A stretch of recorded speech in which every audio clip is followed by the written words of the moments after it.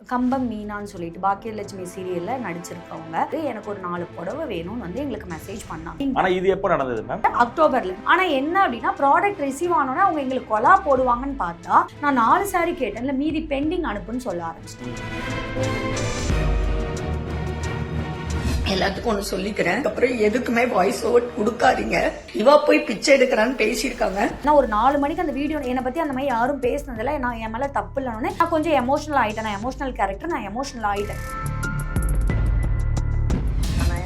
பண்ணேன்னு எனக்கே புரியல. பேசுனேன் 2 saree ஒரு பிளவுஸ் தான் பேசணும். சரி அதோட விடுங்க, என்ன இப்போ இப்படி வீடியோ போட்டு வச்சிருக்கீங்க? அவன் கேட்குற சரி இது என்ன கலர்னு பார்த்துக்கோ. நான் அமிச்ச பிளவுஸ் இந்த லாவெண்டர் கலர். இதுக்கும் அதுக்கும் என்ன சம்பந்தம்? அவங்களுக்கு அந்த சாரி வேணும், உங்களுக்கு வேணும், எமர்ஜென்சி உறுத்தி ஆகுனா நீங்க பே பண்ணி வாங்குங்க. டிடி பொன்னூஞ்சல் பூட்டிக் அப்படின்னு சொல்லிட்டு முதல்ல நீங்கள் நடிகர்கள் கிட்ட பிச்சை எடுக்கிறது தப்பு. பிச்சை எடுக்கிறது நிறுத்துனீங்கனாலே இந்த மாதிரி இஷ்யூஸ் வராது. பிச்சை எடுக்கிறீங்கன்னு சொன்ன வேர்டு முதல் தப்பு. ரெண்டாவது அவங்க வந்து கேடுகட்ட பொண்ணுன்னு யூஸ் பண்ணியிருப்பாங்க. அண்ட் அகைன் எனக்கு சாபம் விட்டுருக்காங்க. இப்போ அவங்களுக்கு அகெயின்ஸ்டாக நான் பேசி அவங்கள நான் பெரிய ஆள் ஆக்க விரும்பல. அதனால ஆனால் இதே மாதிரி அந்த வயசு பேசும்போது அதிக விலைக்கு விற்கிறாங்க, சாரி எல்லாம் வந்துட்டு அதிகமான விலைக்கு வந்து சேல் பண்றாங்க, கம்மியான விலைக்கு வாங்கி அதிக விலைக்கு வந்து எந்த சாரியாவது ஒரு சாரி எடுத்து அவங்கள ப்ரூஃப் பண்ண சொல்லுங்க, நான் வாங்கின பில்லோட காமிக்கிறேன். அதிக விலைன்றீங்களா? நீங்க என்கிட்ட வந்து எந்த ப்ராடக்ட் வாங்கி நீங்க ஏமாந்தீங்க, எந்த ப்ராடக்ட் எனக்கு என்ன மெசேஜ் பண்ணிருக்கீங்கன்னு சொல்லுங்க.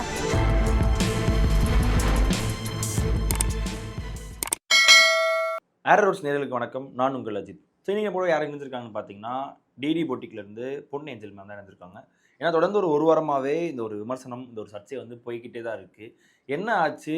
ஏன்னா இப்போ வந்து இவங்க வந்து வெறும் ஸ்டேட்மெண்ட்டாக கொடுத்துட்டு இருந்தாங்க. அதற்கான உண்மை என்ன, என்ன ஆதாரம் இருக்குது அப்படிங்கிறத இந்த வீடியோவில் நம்ம பார்க்க போகிறோம். மேம் வணக்கம். வணக்கம். எப்படி இருக்கீங்க மேம்? நல்லா இருக்கு மேம். என்னன்னா நான் நிறையா அப்பப்போ உங்களோட ரீல்ஸ்லாம் பார்த்துட்டு இருப்பேன், உங்களோட பொட்டிக் சார்ந்து வீடியோஸ் போட்டுட்டு இருப்பீங்க. நிறையா பொட்டிக் அந்த ஸ்டோர்லாம் மத்தியில் உங்களோட பொட்டிக்கும் ஓரளவுக்கு ஒரு மாதிரி ப்ராப்ளமாக போயிட்டு இருக்கும்போது லாஸ்ட் வீக் நினைக்கிறேன் ஒரு வீடியோ ஒன்று ரிலீஸ் பண்ணுறீங்க. இந்த மாதிரி ஒருத்தவங்களோட இஷ்யூ ஆயிடுச்சு, அவங்க வந்து சாரியோ இல்லை ப்ளவுஸோ வாங்கி ஏமாற்றிட்டாங்கன்னு சொல்லிட்டு திருப்பி பார்ட் 2 ஒன்று போடுறீங்க. அதே மாதிரி நிறைய பேர் வந்து எங்ககிட்ட வந்து கமெண்ட் பண்ணுறாங்க அந்த லேடியை பற்றின்னு சொல்லி. ஆனால் பார்ட் 3 போடும்போது தான் அது நிறையா விமர்சனம் ஏற்படுத்தப்படுது. உங்கள் மேலே ஒரு குற்றச்சாட்டு வைக்கிறாங்க, நீங்கள் அழுது ஒரு வீடியோ போடுறீங்க. விஜே வைஷு அப்படிங்கிற ஒருத்தவங்க வந்து உங்கள் மேலே வந்து ஒரு குற்றச்சாட்டு வைக்கிறாங்க. யார் அவங்க, எப்போ ஆரம்பிச்சது இந்த இஷ்யூ, இவங்களுக்கும் உங்களுக்கும் எப்போலேருந்து இந்த ஒரு கான்வர்சேஷன் ஸ்டார்ட் பண்ணீங்க? இப்போ அவங்க நவம்பர் 16 அவங்க எங்களை தேடி வந்தாங்க. யார் அவங்க மேம்? கம்பம் மீனான்னு சொல்லிட்டு பாக்கியலட்சுமி சீரியல்ல நடிச்சிருக்கவங்க. அவங்க தேடி வந்து எனக்கு இந்த மாதிரி ஒரு ஃபங்க்ஷன் இருக்குது, எனக்கு ஒரு 4 புடவை வேணும்னு வந்து எங்களுக்கு மெசேஜ் பண்ணாங்க. ஸோ எங்களோட வாட்ஸ்அப் நம்பருக்கு தான் அவங்க மெசேஜ் பண்ணியிருந்தாங்க. ஸோ நாங்கள் ப்ரூஃப் கூட காமிக்கிறோம். ஸோ எல்லாரும் கேட்குறாங்களே, நீங்கள் தான் போய் கேட்டீங்க, அதான் நான் தான் போய் பிச்சை எடுத்தேன்னு சொன்னாங்களே, யார் கேட்டிருக்காங்கன்னு பார்த்துக்கோங்க. ஸோ அவங்க தான் எங்ககிட்ட வந்து கேட்டாங்க. கேட்கும்போது ஸ்டாஃப் வந்து நாங்கள் மேடம் நம்பர் அனுப்புகிறோம், மேடம் ஓகேனா நாங்கள் அனுப்புகிறோம். நாங்கள் அப்போ அவங்களுக்கு நான் அப்போவே ஒரு வாய்ஸ் மெசேஜ் போட்டுட்டேன், இந்த மாதிரி நாங்கள் 4 ப்ராடக்ட் 5 ப்ராடக்ட் அனுப்ப மாட்டோம், ஏன்னா ப்ராடக்ட் அனுப்பிட்டு நாங்கள் உங்கள் பின்னாடி வர முடியாது. ஸோ 2 அனுப்புகிறேன், அந்த 2க்கு நீங்கள் வீடியோ போடுங்க, அதுக்கு நீங்கள் கரெக்டாக வீடியோ போட்டிங்கன்னா உங்களுக்கு அதுக்கப்புறம் ப்ராடக்ட் வேணும்னா ரீச் இருந்தால் தானே அடுத்து நான் கொடுக்க முடியும். ரீச் இருந்ததுன்னா உங்களுக்கு நான் ப்ராடக்ட் தாரேன். ஸ்டார்டிங்காக அப்போ 4 சாரி வந்து கேட்டிருந்தாங்க. 4 கேட்டாங்க, எனக்கு 4 சாரி வேணும்ப்பா கொடுங்கன்னாங்க. பட் 4 கொடுக்க முடியாது, ஏன்னா நமக்கு ஒரு புடவை கொடுத்தாலே அதோட காஸ்ட் 1500 2000 வருது. ஸோ அவங்க வீடியோ போட்டால் அது நமக்கு ரீச் ஆனால் தானே உண்டு. அப்போ அவங்க ரீச் பார்த்து நான் கொடுக்குறேன், நான் சொல்லிட்டேன். ஃபஸ்ட்டு சொல்லி தான் எதையுமே மாற்றி முன்னாடி ஒன்றும் பின்னாடி ஒன்றும் பேசலை. சொன்னோடனே சரிப்பா அப்போ இந்த 2 புடவை அனுப்பு, ஒரு முடிஞ்சா இன்னொரு ப்ளவுஸ் அனுப்பிடு. அப்போவுமே அவங்க இக்கு வச்சு தான் பேசினாங்க. 2 சாரி அனுப்பு, முடிஞ்சா இந்த சாரிக்கு மேட்சான ப்ளவுஸ் அனுப்பிடுறேன். ஸ்டாஃப் கிட்ட ஃபோன் பண்ணி இந்த ப்ராடக்ட் அனுப்புங்கன்னு சொல்லிட்டு எனக்கு ஒரு வேலை இருந்து நான் பார்த்துட்டு இருந்தேன். அப்போ ஸ்டாஃப் அனுப்பும்போது மேம் அவங்க கேட்ட 2 சாரியில் ஒரு சாரி ஸ்டாக் இல்லை. அப்போ ஒரு சாரியும் ஒரு ப்ளவுஸும் இருக்குது, அந்த சாரிக்கு அது மேட்சாக இருக்குது. ஸோ நாங்கள் 2ம் அனுப்பியிருந்தோம். அப்போ அவங்ககிட்ட மறுபடியும் நான் சொல்கிறேன், நீங்கள் கேட்ட சாரி ஸ்டாக்கில் வர 10 நாள் ஆகும், நீங்கள் அர்ஜென்ட்டுன்றீங்க, அந்த சாரியும் ப்ளவுஸும் 2 ப்ராடக்ட் ஆச்சு, எங்களை பொறுத்த வரைக்கும் அது 2 கவுண்ட். 2யும் நான் அனுப்பியிருந்தேன், வீடியோ போட்டிருந்தேன். அவங்க சரிமான்ட்டாங்க. எப்போ நான் அனுப்ப முன்னாடி சரின்னு. ஆனால் இது எப்போ நடந்தது மேம்? அக்டோபரில் நான் ஷோ பண்ணுறேன், அதுக்குரிய ப்ரூஃப் அக்டோபரில் நடக்கு. நான் ப்ராடக்ட்டும் அனுப்பி அவங்களுக்கு அக்டோபர்லேயே ப்ராடக்ட் ரிசீவ் ஆகிருது. ஆனால் என்ன அப்படின்னா ப்ராடக்ட் ரிசீவ் ஆனோன்னா அவங்க எங்களுக்கு கொலா போடுவாங்கன்னு பார்த்தா நான் 4 சாரி கேட்டேன், இல்லை மீதி பெண்டிங் அனுப்புன்னு சொல்ல ஆரம்பிச்சிட்டேன். அப்போ நான் கிளியராக ஒரு வாய்ஸ் மெசேஜ் போட்டேன், மேம் நான் கிளியராக உங்களுக்கு முன்னாடி ஒன்று பின்னாடி ஒன்று நான் பேசலை, எனக்கு ஃபஸ்ட்டு அந்த 2க்கு போடுங்க, அதுக்கப்புறம் நான் இன்னொன்று போடுறேன்னு சொல்லி ஒரு வாய்ஸ் மெசேஜ் போட்டேன். அப்படியே அப்பான்னு விட்டுட்டாங்க. திரும்ப ஒரு 4 நாள் கழிச்சு அவங்க அந்த ப்ராடக்ட் அப்பவும் போடலை, எனக்கு மறுபடியும் சாரி அனுப்புனாங்க. அப்போ நான் ஒரு கேள்வி கேட்டேன், உங்களுக்கு 2 ப்ராடக்ட் கையில் ரிசீவ் ஆகி 10 நாள் ஆக போகுது, அப்போவே ஹார்ட்லி 10 days ஆயிடுச்சு, 10 நாள் ஆக போகுது, அதுக்கே நீங்கள் வீடியோ போடலை. நான் ஃபஸ்ட்டே சொல்லி தான் உங்களுக்கு அனுப்பிச்சேன், நீங்கள் முதல்ல அதுக்கு வீடியோ போடுங்க, வீடியோ போட்டு அது ரீச் ஆயிடுச்சு அப்படின்னா அடுத்து நான் கொடுக்குறேன். உடனே டக்குன்னு அன்னைக்கே ஒரு 1 day 2 day இருக்கும், நவம்பர் 10 எக்ஸாக்டாக, நவம்பர் 10 நான் அக்டோபர்லேயே அனுப்பிட்டேன். ஸோ அவங்க நவம்பர் 10 வீடியோ போட்டுட்டாங்க. அந்த சாரிக்கு போட்டுட்டான். போட்டுட்டு எங்ககிட்ட இன்ஃபார்ம் பண்ணல. இப்போ நான் ஒருத்தவங்களுக்கு கொலாப் கொடுக்குறோன்னா என்கிட்ட இன்ஃபார்ம் பண்ணேன்னா ஸ்டாஃப் கையில் இருக்குது, அவங்க அதை போய் பார்க்க மாட்டாங்க, கொடுத்துட்டாங்க. அவங்க பார்க்கவே இல்லை. நான் நைட்டு உட்காந்து பார்க்கும்போது அவங்க எனக்கு கொலாப் கொடுத்ததே தெரியும், நான் நைட்டு தான் அக்செப்ட் பண்ணேன். அப்போவுமே கேட்டேன், மேம் கொலாப் கொடுக்க முன்னாடி சொல்லணும்ல, சொல்லாமல் அக்செப்ட் சொல்லிவிட்டு விட்டுட்டேன். சரி போட்டுட்டாங்களா முடிஞ்சது வேலைன்னு சொல்லி விட்டுட்டேன். 2 days கழிச்சு அதான் நான் சாரிக்கு போட்டுட்டேன்ல, எனக்கு வந்து இன்னொரு சாரி அனுப்புங்கன்னாங்க. அந்த சாரி இன்னும் ஸ்டாக் வரல, அவங்க கேட்ட சாரி ஸ்டாக் வரல, இன்னும் 1 week ஆகும். அப்படியே 1 week ஆனால் கூட நீங்கள் வாங்கின ப்ளவுஸ்க்கு போட்டாதான் மேம் நான் கொடுக்க முடியும்னு. அப்பயுமே தனித்தனியாக தான் போட்டுருங்க, வெறும் சாரிக்கு மட்டும் தான் போட்டிருக்காங்க. நான் எப்படி போட சொன்னேன்னா, கொலாப்னா ஒன்று ரீல்ஸ் உங்கள் ஸ்டைலில் போடும், இன்னொன்று என் பொட்டிக் பேரை சொல்லி பேசி போடணும். அப்போ தான் என்கிட்ட இப்போ என்ன ஆயிடுதுன்னா, ரீல்ஸ் மாதிரி போட்டால் எல்லாருமே அந்த வீடியோ எடுத்து அவங்கவுங்க பொட்டிக்லன்னு யூஸ் பண்ணிக்கிறாங்க. ஆனால் என் பொட்டிக் பேர் சொன்னால் தானே என்கிட்ட வாங்கினாங்கன்னு தெரியும். அப்போ நீங்கள் பேசி ஒன்று போடுங்க. அப்போ சொன்னேன், சாரி ரீல்ஸ் போட்டுட்டீங்க, இதுக்கு எனக்கு பேசி ஒரு வீடியோ போடுங்க. அதுக்கப்புறம் இல்லைப்பா நான் இந்த சாரிக்கு மேட்சாக தான் அந்த சாரி அனுப்புகிறேன், அவங்க கேட்குற ரெட்டு, நான் அனுப்பிச்சது லேவெண்டர் சாரிக்கு எப்படி ரெட்டை மேட்ச் பண்ணி போட முடியும்? சம்மந்தமே இல்லாமல் அவங்களுக்கு அந்த சாரி வேணும், அவங்க அந்த சாரி உடுத்தி ஆகணும், உங்களுக்கு வேணும், எமர்ஜென்சி உடுத்தி ஆகணும்னா நீங்கள் பே பண்ணி வாங்குங்க. எதுக்கு எங்களுக்கு ப்ரெஷர் மேலே? நம்பரை பிளாக் பண்ணிட்டியான்னு கேட்குறாங்க இன்ஸ்டா ஐடியில் போயிட்டு, ஏன்னா நாங்கள் ரிப்ளை பண்ணலன்னே நம்பரை பிளாக் பண்ணிட்டியான்னு கேட்குறாங்க. எல்லா நம்பருக்கும் ஃபோன் பண்ணி எப்போ எனக்கு புடவை அனுப்பு. அப்போ ஸ்டாஃப் சொல்கிறாங்க, மேம் வந்து அவங்க ஷாப் ஓப்பனிங்காக திருநெல்வேலி போயிருக்காங்க, அவங்க வந்தால் தான் நாங்கள் கேட்டு அனுப்ப முடியும், அவங்கக்கிட்ட கேட்காம நாங்கள் அனுப்ப முடியாதுன்ட்டாங்க. இவங்க கேட்டது நவம்பர் 16 ஃபங்க்ஷன் கேட்டாங்க, நான் நவம்பர் 16 அனுப்பலை. 19 நான் எல்லா ஃபங்க்ஷனும் முடிச்சுட்டு வந்து உங்களுக்கு மறுபடியும் மெசேஜ் போடுறேன், மேம் நீங்கள் இன்னும் ப்ளவுஸுக்கு போடலை, போடுங்கனது நீங்கள் ரெட் சாரி அமிச்சாதான் நான் ப்ளவுஸ்க்கு போடுறேன்றேன். அப்போ மேம் நான் ப்ராடக்ட் என்னோடது, டிமாண்ட் வந்து எனக்கு வேணான்ற, அப்போ நான் ரெட் சாரி அனுப்பணுமா அனுப்ப வேண்டாமா நான் முடிவு பண்ணணும். நீங்கள் ஏன் மேம் ரெட் சாரிக்கு கேட்டுட்டு இருக்கீங்க? கேட்டதுக்கு முதல்ல அந்த லேவெண்டர் ப்ளவுஸ்க்கு நீங்கள் போடுங்க, அது எனக்கு ரீச் கொடுத்தது சாட்டிஸ்ஃபைனா நான் ரெட் அனுப்புகிறேன். இன்கேஸ் அந்த லேவெண்டர் ப்ளவுஸ் உங்களுக்கு சாட்டிஸ்ஃபைடு இல்லையா அனுப்பிடுங்க, நான் உங்களுக்கு ரெட் சாரி அனுப்பிடுறேன். இதான் என்னோட கான்வர்சேஷன். ஸோ ரிட்டனும் அனுப்பலை, அவங்க அதுக்கு போடவும் இல்லை. நான் ரிட்டன் அனுப்பிச்சதுக்கான நான் அட்ரஸ் அனுப்பியிருக்கேன். நான் பாருங்க, உங்களுக்கு பிடிக்கலன்னா என்னோட பொட்டிக் அட்ரஸை அவங்களுக்கு அனுப்பிட்டேன். எதுக்கு ஆர்குமெண்ட், நம்ம அட்ரஸை அனுப்பிடுவோம்னு சொல்லிட்டு நான் என்னோட அட்ரஸையும் அனுப்பிட்டேன். அப்போ அவங்க அதுக்குமே வந்து ப்ராடக்ட் அனுப்பலை. இதுக்கு மேலே நான் என்ன பண்ணட்டும்? இங்கே பாருங்க, என்னோட அட்ரஸ் அனுப்பியிருக்கேன்னா என்னோட அட்ரஸும் அனுப்பிட்டேன். இதுக்கு மேலே என்ன செய்யணும்? சரி, இப்போ ப்ராடக்ட் அவங்க வந்து வாங்கிட்டாங்க, இப்போ சாரிக்கு மட்டும் போட்டிருக்காங்க, பிளவுஸுக்கு இன்னும் போடல. நிறைய பேர் தப்பா எப்படி புரிஞ்சுக்கிட்டாங்கன்னா, அவங்க தான் நவம்பர் 10 போட்டிருக்காங்களே, அப்புறம் ஏன் நீங்க அவங்களை குற்றச்சாட்டு பண்றீங்கன்னு போட்டாங்க. நான் ஃபர்ஸ்ட் வீடியோல கிளியரா சொல்லிட்டேன், நான் அவங்க கேட்டதுனால நான் அமிச்சது ரெண்டுக்கு அமிச்சாதான் அடுத்து அனுப்புவேன்னு சொல்லிட்டேன். இதான் இஷ்யூ. ஸோ அப்படி இருக்கும்போது இது வந்து ஒரு பக்கம் போயிட்டு இருந்துச்சு, இந்த இஷ்யூ ஒரு பக்கம் போயிட்டு இருக்கும்போது விஜய் வைஷு எப்படி இந்த இஷ்யூக்குள்ள வந்தாங்க? அவங்களை யாருன்னு உங்களுக்கு தெரியும்? எனக்கு தெரியாது அவங்க யாருன்னு எனக்கு தெரியாது. அவங்கள இதுக்கு முன்னாடி நான் பார்த்ததோ இல்லை அவங்க ரீல்ஸோ நான் பார்த்தது கிடையாது. ஒருத்தங்க வந்து எனக்கு ஃபார்வர்ட் பண்ணாங்க, இந்த மாதிரி உங்களை வந்து இவங்க பேசியிருக்காங்கன்னு. காலையில் நான் பார்க்கும்போது மணி 4:30 மணி. அதை வந்து பார்த்தோன்னே என்னால் அக்செப்ட் பண்ணிக்க முடியல. நீ போய் பிச்சை எடுத்தோன்னே நான் யார்கிட்டையும் போய் கொலாப் வேணும் நான் கேட்கவே மாட்டேன், நான் யார்கிட்டையுமே கொலாப் போட்டது இல்லைன்னு நான் சொல்லவே வரல. எனக்கு வேணும்னா நான் கேட்டிருக்கேன், அவங்க அமௌண்ட் கேட்பாங்க, அது எனக்கும் அவங்களுக்கும் டீலிங் ஓகேனா மேம் என்னோட டிமாண்டை நான் சொல்லுவேன், எனக்கு இந்த டேட்டில் வேணும். ஏன்னா என்றைக்குமே சாரீ அமுச்சு ஒரு 10 நாளில் போட்டால் தான் அதுக்கு மவுஸ் இருக்கும். நீங்கள் 2 மாதம் கழிச்சு போட்டால் சாரீ மார்க்கெட்டில் இல்லாத போது யார் உடுத்தினாலும் மவுஸ் போடுவோம், கேட்பாங்க. ஸோ இது 2 பேர் குறிக்கிற விஷயம்.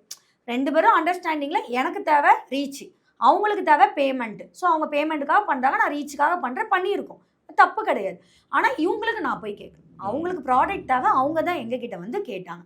இவங்க எதனால் இந்த வீடியோ போட்டாங்கன்றது எனக்கு தெரியாது. பட் அவங்க கூட சம்மந்தப்பட்டவங்க ஆக்ட்ரஸே என்ன சொன்னாங்கன்னா, அவங்களுக்கு தேவை ஃபேமு, அவங்க பிக் பாஸ்க்கு போகணும், அந்த ஃபேமுக்காக உங்களை யூஸ் பண்ணிக்கிறாங்க, நீங்கள் ட்ரிகர் ஆகாதீங்க, நீங்கள் அழாதீங்க, அவங்களுக்கு அதுதான் தேவை, அதை வச்சு அவங்க ஒன்று இதை ஒன்று பண்ணணும். அப்போ நான் கூல் டவுன் ஆகிட்டேன். ஏன்னா ஒரு 4 மணிக்கு அந்த வீடியோ என்னை பற்றி அந்த மாதிரி யாரும் பேசினதில்லை, நான் என் மேலே தப்பு இல்லைன்னே நான் கொஞ்சம் எமோஷனல் ஆகிட்டேன். நான் எமோஷனல் கேரக்டர், நான் எமோஷனல் ஆகிட்டேன். பட் அதுக்கப்புறம் உட்காந்து நம்மளுக்கு எல்லாருமே சப்போர்ட், அவங்க வீடியோலே போய் பார்த்தீங்கன்னா வி ஸ்டாண்ட் ஃபார் டிடி பொனேஞ்சல் போட்டிங்கன்னா அவ்வளோ பேரும் கமெண்ட் கொடுத்துருக்காங்க.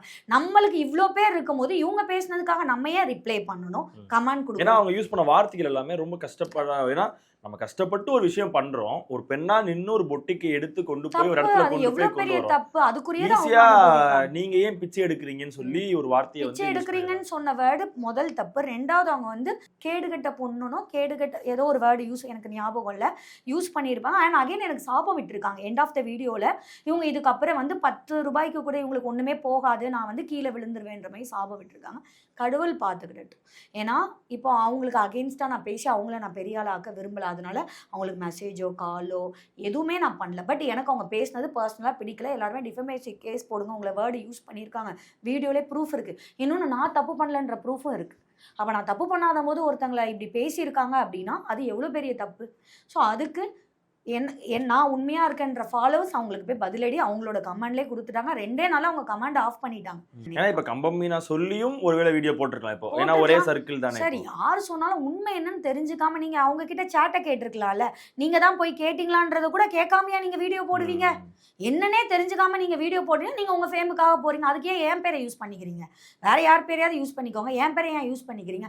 ஸோ அதே மாதிரி இப்போ இந்த வீடியோ போட்டதுக்கு அப்புறம் அவங்க சைடுல இருந்து ஏதாவது ரிப்ளை வந்துச்சா? ஏன் வீடியோ போட்டீங்க? வந்துச்சு. நான் அப்பவும் ஊர்ல கிடையாது, என்னோட ஆஃபீஸ் நம்பர், ஆக்சுவலி இது ஆஃபீஸ் நம்பர், இந்த நம்பருக்கு வந்துட்டு மெசேஜ் வந்தது. இந்த மாதிரி நான் உங்களுக்கு பண்ணி தரேன் தானப்பா சொல்லியிருந்தேன், நீங்க அதுக்குள்ள ஏன் வீடியோ போட்டீங்க, உங்களை கடவுள் பார்த்துப்பாரு, நான் அதுக்கு மேட்சா சாரி தானே கேட்டேன், நான் பண்ண மாட்டேன்னு சொல்லல. அதே பாயிண்ட் தான் நானும் சொல்றேன், நீங்க பண்ண மாட்டேன்னு சொல்லல, சாரி கொடுத்தாதான் பண்ணுவேன்னு சொன்னீங்க. அதுக்குரிய பதில் நீங்க சொல்லல. நான் என்ன சொல்றேன், நீங்க பண்ண மாட்டேன்னு சொன்னான்னு இன்னொரு புடவை அனுப்புனாதான் அதை பண்ணுவேன்னு நீங்க சொன்னீங்கன்னு தான் நான் உங்களை குற்றச்சாட்டே நான் வச்சிருக்கேன். ஆனா அகைன் நீங்க திரும்பவும் என்ன சொல்றீங்க, நீ புடவை அனுப்ப நான் பண்றேன்னு தானே சொல்றீங்க. எனக்கு அது தேவையில்லை, நான் ஏன் அகைன் அனுப்பணும்? அனுப்புனதுக்கே நீங்க பண்ணாத போது திரும்ப நான் அனுப்பணும்ன்றதான் ஏன் கொஸ்டின். அப்போ நான் கேட்ட கொஸ்டினுக்கு இப்போ வரைக்கும் நீங்க பதில் சொல்லல. திருப்பி அவங்க ரிப்ளை பண்ணல எதுவும்? நாங்கள் கேட்டதுக்கு அவங்க ரிப்ளை பண்ணல. இந்த வீடியோக்கு அப்புறம் அவங்க பேசியிருந்தாங்க, நான் ஏன் ரிப்ளை பண்ணணும் சார்? நான் பதில் சொல்லும் போதெல்லாம் நீங்கள் ரிப்ளை பண்ணல, அதுக்குரிய ப்ரூஃப் என்கிட்ட இருக்குது. வீடியோ பார்த்துட்டு நீங்கள் ரிப்ளை பண்ணுறீங்கன்னா இஷ்யூ ஆன பிறகு தானே பண்ணுறீங்க. எனக்கு உங்கள் ரிப்ளை தேவையில்லை, நான் ரிப்ளை பண்ணல. அவங்க காலும் நான் அட்டன் பண்ணல. ஆனால் அவங்க எதுக்கு மெசேஜ் பண்ணி சாரி ஆர்டர் போட்டாங்களோ, எந்த நம்பருக்கு கால் பண்ணி பேசினாங்களோ அதுக்கு அவங்க கால் பண்ணல, மெசேஜ் பண்ணல. காமனாக இருக்க ஆஃபீஸ் நம்பருக்கு அவங்க மெசேஜ் பண்ணி கால் பண்ணியிருக்காங்க. கடைசியாக என்ன மெசேஜ் அனுப்பிச்சாங்க? இப்போ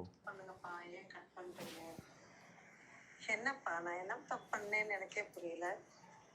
நீங்க நம்ம பேசுனது, நீங்க ஆல்ரெடி நம்ம பேசுனதே 2 saree ஒரு பிளவுஸ் தான் பேசணும்.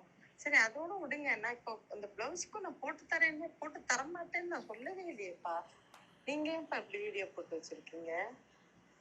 நீங்க saree அனுப்புங்க, மேட்ச் பண்ணி நான் போடுறேன்னு தானே சொன்னேன். நான் போட மாட்டேன்னு உங்களுக்கு நான் சொல்லவே இல்லையே. ஓகே, இப்போ என்னன்னா இவங்களோட அனுப்புங்கன்றாங்கல்ல, அந்த சாரியோட இதை நான் காமிக்கட்டா? அவங்க கேட்குற சாரியும் காமிக்கிறேன், நான் அமிச்ச பிளவுஸையும் காமிக்கிறேன். அவங்க இதுக்கே போவான், அவங்க கேட்குற சாரி இது என்ன கலர்னு பார்த்துக்கோ. Okay, red colour. ஓகேவா? அவங்க கேட்ட சாரி இந்த ரெட் கலர் எங்ககிட்ட அப்போ அவுட் ஆஃப் ஸ்டாக்கு. நான் அமிச்ச பிளவுஸு இந்த லாவெண்டர் கலர். இதுக்கும் அதுக்கும் என்ன சம்மந்தம்? அவங்களுக்கு தேவை இன்னொரு புடவை. அவங்க கான்செப்ட் என்னன்னா, என்கிட்ட மட்டும் இல்லை, எல்லா பேஜ்லேயுமே போய் ஒரு பொருள் 2 பொருளும் கேட்க மாட்டேன்றாங்க, 5 பொருள் 10 பொருளும் கேட்குறாங்க. ஒருத்தவங்க 100 ஃபாலோவர் வச்சுருக்காங்க, தறி வச்சு ஓட்டுறாங்க. அவங்ககிட்ட போய் 8000 ரூபாய் மதிப்புள்ள புடவையை ஃப்ரீயாக கேட்குறாங்க, கொலாப் பண்ணி கொடுக்குறேன். அவங்க கேட்குறாங்க, மேம் இவ்வளோ காசுக்கெல்லாம் நாங்கள் புடவை அனுப்ப முடியாது, நாங்கள் வேணால் சின்ன சின்ன ப்ளவுஸ் எல்லாம் கொடுக்குறோன்னு. இல்லைப்பா, நீங்கள் ஒரு 4-5 கொடுத்தா தானப்பா நான் வீடியோ போட முடியும். அவங்க எல்லார்கிட்டையுமே போய் நிறையா கேட்குறாங்க. இல்லை, அவங்க வெறும் உங்களுக்கு அனுப்பிச்ச மெசேஜ் எல்லாமே, நான் ஒரு ஆக்டர், எனக்கு ஒரு கல்யாணம் இருக்குது, ஒரு ஃபங்க்ஷன் இருக்குது, எனக்கு சாரி அனுப்புங்க.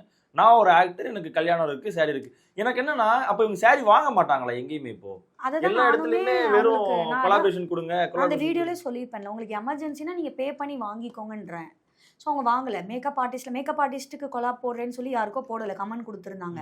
அவங்க இந்த ஃபங்க்ஷன்லாம், விஜய் டிவி டெலிவிஷன் ஃபங்க்ஷன்லாம் போடுறாங்க, அதுக்குரிய சாரீ, காஸ்டியூமு, மேக்கப்பு எல்லாமே கொலாபரேஷனில் தான். கொலாபரேஷன் பண்ணுங்கள், தப்பு கிடையாது. ஏன்னா எனக்குமே நிறையா கொலாப் வரும், நான் பண்ணி கொடுப்பேன், ஓகேங்களா?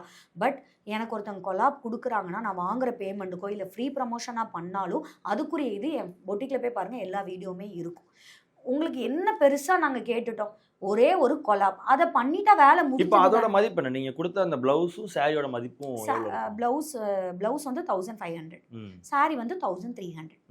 ஸோ மொத்தமா ஒரு 2800. ம். அந்த ஒரு இதுக்கு அவங்க வந்து இவ்வளோ விஷயங்கள் பண்றாங்க. ஆனா இப்போ அவங்க மொத்தமா 4 சாரி கேட்டிருக்காங்கல்ல, அது மொத்தமா மதிப்பு எவ்வளவு இருக்கு இப்போ? 5000 அரௌண்ட்லி. ம். ஸோ 5000 ப்ராடக்ட் அனுப்புனா, இப்போ 5000க்கு அனுப்புறேன்னா அவங்க ஒரு வீடியோ போடுவாங்களா, அதில் எனக்கு ஒரு 10 கஸ்டமர் உள்ளே வருவாங்களா, அந்த 5000 என்னால் எடுக்க முடியாது. ஓகேங்களா? ஸோ நமக்கு அவங்க வீடியோலாம் போய் பார்த்தீங்கன்னா 18K 10K அப்படின்னு போயிருக்கு. ஒருவேளை ரீல்ஸாக போட்டிங்கன்னா 60-70 போகுது. இங்கே 60-70ன்றது மேட்டர் இல்லை. இப்போ என்னோட ஐடியை போய் எடுத்துக்கோங்க, என்னோட வீடியோ போய் பாருங்கள், 90% உமன்ஸ் தான் பார்த்துருப்பாங்க, 5% ஒரு 10% தான் ஜென்ஸ் பார்த்துருப்பாங்க. ஃபாலோவர்ஸ் தாங்க முக்கியம். யாருக்கு லேடிஸ் ஃபாலோவர் ஜாஸ்தி இருக்காங்க, இந்த ப்ராடக்ட் அவங்களுக்கு தான் கொடுக்க முடியும். 80K போயிடுச்சுன்னா 80,000 பேர் என்கிட்ட வாங்குறாங்கன்னு அர்த்தம் இல்லை. கிடையாது. அந்த 80,000 பேர் நீங்கள் போட்ட பாட்டுக்காக போட்டு பார்த்துருக்கலாம். அதில் ஒரு 10 பேர் என்கொயரி பண்ணியிருப்பாங்க சார், நான் இல்லைனே சொல்லலை. அதில் ஒருத்தர் வாங்குவாங்களா? ஒருத்தரில் 200 கிடைக்கும். நான் அந்த ப்ராடக்ட்டை 1300 விற்றுருக்கேன், எனக்கு என்ன யூஸ்? ஆனா இதே மாதிரி அந்த வைசு பேசும்போதுமே அதிக விலைக்கு விற்கிறாங்க, சாரி எல்லாம் வந்துட்டு அதிகமான விலைக்கு வந்து சேல் பண்றாங்க, கம்மியான விலைக்கு வாங்கி அதிக விலைக்கு வந்து எந்த சாரியாவது ஒரு சாரி எடுத்து அவங்கள ப்ரூஃப் பண்ண சொல்லுங்க, நான் வாங்கின பில்லோட காமிக்கிறேன். நான் மேக்ஸிமம் 100 ரூபாயிலேருந்து 300 ரூபாய்க்கு மேலே எதுக்குமே நான் வைக்க மாட்டேன். நான் 300 ரூபாய் வச்சு தான் ஆகணும். ஜிஎஸ்டி பே பண்ணுறேன், வெப்சைட்டுக்கு பே பண்ணுறேன், ரெண்ட் பே பண்ணுறேன், அவ்வளோ ஸ்டாஃப் ஒர்க் பண்ணுறாங்க, பே பண்ணுறோம். அது போக நம்மளும் எடுக்கணும். ஸோ 100-200 கூட வைக்கலாம், நம்ம என்ன பண்ண முடியும்? நான் ப்ரூஃப் பண்ணுறேன், நான் எவ்வளோக்கு வாங்குறேன், எவ்வளோக்கு விற்கிறேன்றது நான் ப்ரூஃப் பண்ணுறேன். அதிக விலைன்றீங்களே, நீங்கள் என்கிட்ட வந்து எந்த ப்ராடக்ட் வாங்கி நீங்கள் ஏமாந்தீங்க, எந்த ப்ராடக்ட் எனக்கு என்ன மெசேஜ் பண்ணியிருக்கீங்கன்னு சொல்லுங்கள்.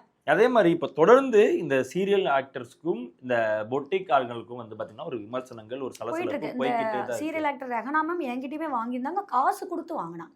நீங்களும் காசு கொடுத்து வாங்கினாங்க. அவங்க எங்களுக்கு வந்துட்டு, மேம் நான் உங்ககிட்ட வாங்கின ப்ளவுஸ் நல்லா இருக்கு, அதில் ஒரு கம் இருக்குது, அது எனக்கு பிடிக்கல, எனக்கு எக்ஸ்சேஞ்ச் பண்ணி கொடுங்கன்னு கேட்டாங்க. மேம் கம்மு தான் மேம், லைட்டாக நீங்களே தண்ணி வச்சு பண்ணால் போயிடும் அப்படின்னு சொன்னேன். இல்லை மேம், நான் இவ்வளோ காசு கொடுத்து எனக்கு அது வந்தது பிடிக்கலன்னாங்க. நாங்கள் எக்ஸ்சேஞ்ச் பண்ணி தாரோன்னா இன்ஸ்டண்ட்டாக அக்செப்ட் பண்ணிக்கிட்டாங்க.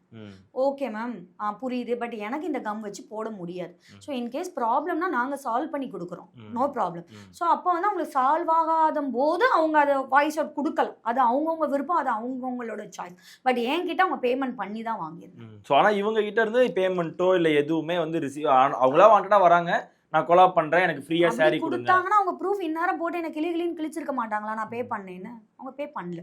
இது பெரிய லாஸ் ஆயிடாது அவங்களுக்குலாம்? இந்த மாதிரி எல்லாத்துக்குமே போய் புடவை கொடுக்கறது, நம்மளோட சொந்த காசுல வாங்குறோம், அதில் நமக்கு லாபமோ நஷ்டமோ அது நமக்கு தான் வரும். இந்த மாதிரி மொத்தமாக ஒரு 4 புடவை தூக்கி ஒருத்தவங்க கொடுக்குறது, அவங்க கேட்டாங்கன்னு சொல்லி ஒரு 2 புடவை அனுப்புறது, ஸோ இதெல்லாமே ஒரு லாஸ் தானே எப்படி பார்த்தாலும் எல்லா இடத்துலையுமே. லாஸா அப்படின்னு கேட்டால், இப்போ அவங்க நல்லபடியாக போட்டுட்டா நமக்கு அது லாபம் தான். ஸோ சொன்ன மாதிரி போட்டுட்டா, நான் சொன்னேன்ல இப்போ கூட ஒருத்தவங்க போட்டாங்க, நல்லபடியாக நமக்கு ரீச் இருந்ததுன்னு சொல்லிட்டு, நல்லபடியாக போட்டுட்டா அது பிரச்சனை இல்லை. சம்டைம்ஸ் போடலை அவங்க இதுலனா அது லாஸ் தான், கண்டிப்பாக அது பெரிய லாஸ் தான். பட் அதனால தான் நான் வாய்ஸ் அவுட் பண்ணேன். ஃபஸ்ட்டு வீடியோவில் வாய்ஸ் அவுட் பண்ண காரணம் என்னோட ஆதங்கம் தான். நான் 2வது வீடியோவில் நான் வாய்ஸ் அவுட் பண்ண காரணம் என்னோட கமெண்ட். மேம் நாங்கள் ஏமாந்துருக்கோம், எங்களுக்காக பேசுங்க. இப்போ கூட ஒருத்தங்க எஸ்என் டெய்லர்னு சொல்லிட்டு ஒருத்தங்க வந்து ஒரு யூடியூபர்கிட்ட கொடுத்துருக்காங்க, 2 லட்சம் ஃபாலோவர் வச்சுருந்துருக்காங்க. அவங்க போட்டு தரேன்னு சொல்லியிருக்காங்க, போட்டு கொடுக்கல. ஏன் மெசேஜ் பார்த்தோன்னே அப்போ நம்மளும் போல்டாக பேசலான்னு சொல்லிட்டு வீடியோ போட்டிருக்காங்க. அவங்கள வந்து போலீஸில் நான் கம்ப்ளைண்ட் கொடுத்துருவேன், நீ வீடியோவை டெலீட் பண்ணின்னு மிரட்டியிருக்காங்க. ஸோ இந்த மாதிரி இஷ்யூலாம் இருக்கும்போது என்ன பண்ண, யார் வாய்ஸ் அவுட் கொடுக்க முடியும்? யாராலையுமே கொடுக்க முடியாது. என் கமெண்டில் தான் கொடுத்துட்ருக்காங்க. அப்போ தான் நான் போயிட்டு இந்த சீரியலில் நடித்தவங்க, இந்த ரோலில் நடிச்சிருக்காங்க, இவங்க வந்து இந்த மாதிரி பண்ணியிருந்தா என்ன மாதிரி யாரும் ஏமாற வேண்டாம். நான் வீடியோ போட்ட மெயின் காரணம் என்னோட கமெண்ட்னால தான். செகண்ட் வீடியோ போடுற ஐடியாவில் நான் இல்லை. So okay ma'am, thank you ma'am, thank you so much, நிறைய ஷேர் பண்ணீங்க, தேங்க்யூ.